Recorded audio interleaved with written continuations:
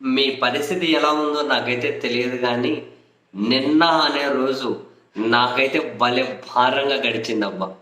ఎందుకంటే, రాజ్యాంగాన్ని ఆమోదించి 75 సంవత్సరాలు పూర్తి కావస్తున్న సందర్భంగా జరుపుకుంటున్న వజ్రోత్సవాల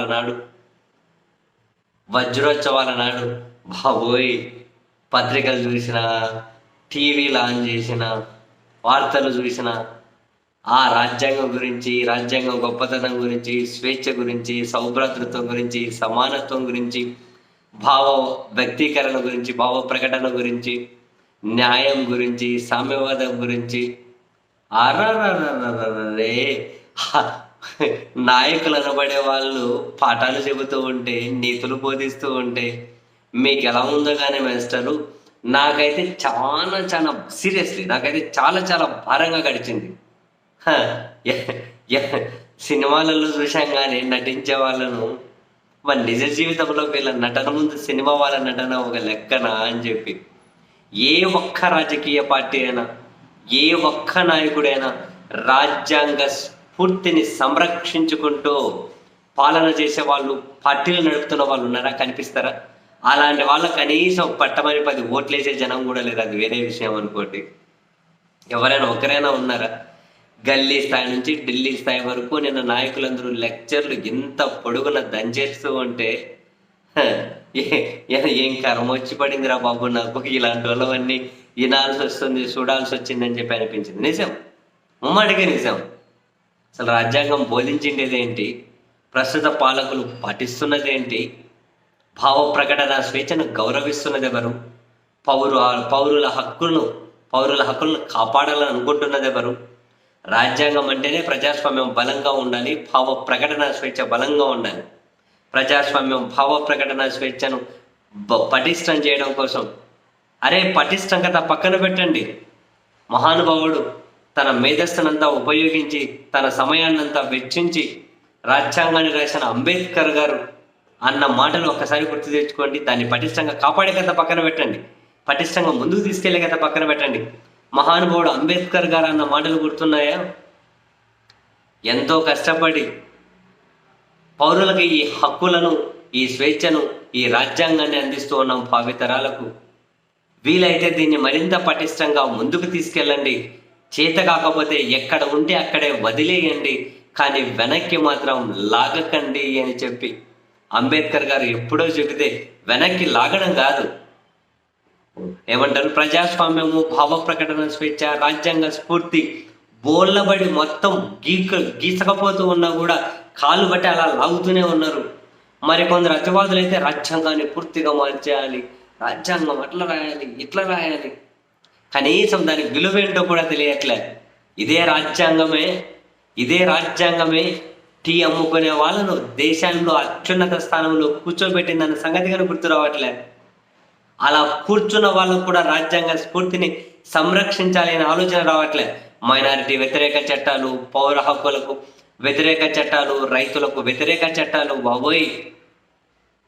అసలు రాజ్యాంగ స్ఫూర్తికి ప్రధానం ఫెడరల్ సిస్టమ్. ఆ ఫెడరల్ సిస్టమ్ను ధ్వంసం చేసుకుంటూ వాళ్ళే పోతూ ఉన్నారు.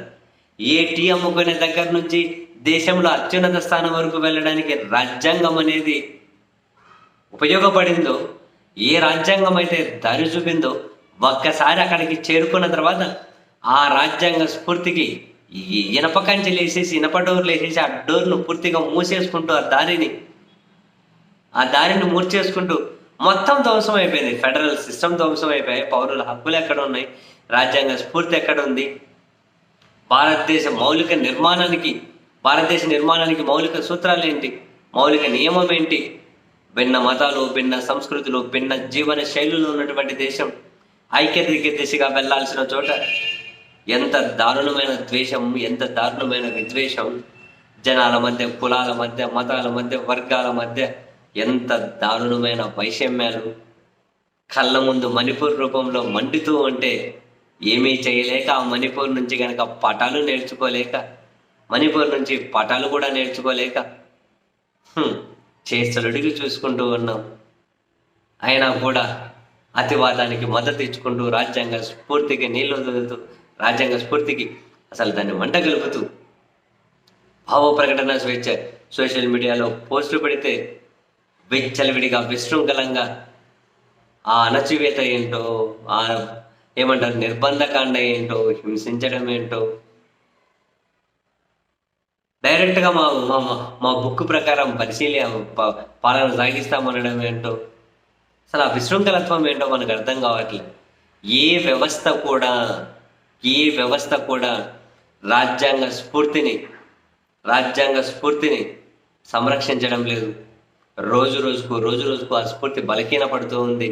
దానికి కొందరు రాజకీయ ప్రయోజనాలు, కొందరు అతివాదుల ద్వేషపు విద్వేషాలు, ఇవన్నీ అసలు నిన్న రాజ్యాంగం గురించి, గొప్పతనం గురించి మాట్లాడకుండా ఉండడం కోసం నన్ను నేను ఎంత కంట్రోల్ చేసుకోవాల్సి వచ్చింది. ఎందుకంటే బాబోయ్, అసలు నీతులు పాలించే వాళ్ళు ఎంత దారుణం వాళ్ళు మాట్లాడుతూ ఉంటే, వద్దురా బాబు, వీళ్ళు ఇది రాజ్యాంగ స్ఫూర్తికి తూట్లు పడిచే వీళ్ళు మాట్లాడేటప్పుడే మనము దీని గురించి మాట్లాడాము అంటే మనకు ఉన్నటువంటి ఆ జెన్యున్ ఫెయిర్ ఫీలింగ్ కూడా పోతుంది దీని మీద.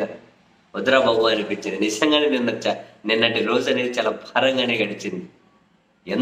ఏం పాఠాలు చెబుతున్నారు. రాజ్యాంగాన్ని పటిష్టం చేయాలి. ఎవరైనా పటిష్టం చేయడం అంటే ప్రజాస్వామ్యం బలపడాలి, భావ ప్రకటన స్వేచ్ఛ బలపడాలి. అధికారంలో ఉన్న ఒక మాట అంటే సహించలేకున్నారు. వాళ్ళ వ్యక్తిగత కక్ష తీర్చుకోవడం కోసం వ్యవస్థను వాడుకుంటూ ఉన్నారు. రాజ్యాంగం అంటే తెలియనివాడు, ప్రజాస్వామ్యం అంటే తెలియనివాడు ఏ రాజ్యాంగం మీద ప్రమాణం చేసి పదవులు అలంకరించుకున్నారో, వీళ్ళు పదవులు అధిష్ఠించారు, అక్కడ కూర్చున్న తర్వాత రాజ్యాంగ స్ఫూర్తి మంటలో కలిపి భావ ప్రకటన స్వేచ్ఛ లేకుండా ఒక రకమైన యుగో, ఒక రకమైన యాటిట్యూడ్, నా గురించి అంటారా, నా గురించి వ్యతిరేకంగా. నాయకుడైన వారికి ఓపిక ఉండాలి. అధికారం చేతిలో ఉన్న వాళ్ళు చాలా బ్యాలెన్స్డ్గా ఉండాలి.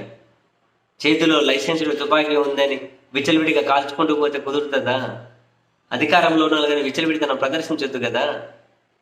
ఎవరండి ఆ స్ఫూర్తి ఉన్నది? ప్రజాస్వామ్యం బలంగా ఉండాలంటే చట్టసభలో అర్థవంతమైన చర్చ జరగాలి. 60 సంవత్సరాల చరిత్రలో తిరగరాసుకుంటూ చట్టసభల్లో గౌరవం లేకుండా చేస్తున్నారు. సాంప్రదాయంగా రావాల్సినటువంటి పదవులు, సాంప్రదాయంగా విభజింపబడినటువంటి బాధ్యతలు ఏవీ లేకుండా చూసుకుంటున్నారు. ఎవరి అకౌంట్స్ వాళ్ళే టిక్ మార్క్ కొట్టుకుంటున్నారు, ఎవరి భజన వాళ్ళే చేసుకుంటున్నారు. దానికోసం చట్టసభలే వేదిక అవుతూ ఉన్నాయి. వీళ్ళ అధికారంలోకి వస్తే వాళ్ళు వెళ్ళరు, వాళ్ళ అధికారంలోకి వస్తే వీళ్ళు వెళ్ళరు. వీళ్ళ అధికారంలో ఉండే నీతులు చెబుతారు, వాళ్ళ అధికారంలోకి వస్తే నీతులు చెబుతారు. ఎవడు పాటించరు. ఏమైనా అర్థం ఉందా?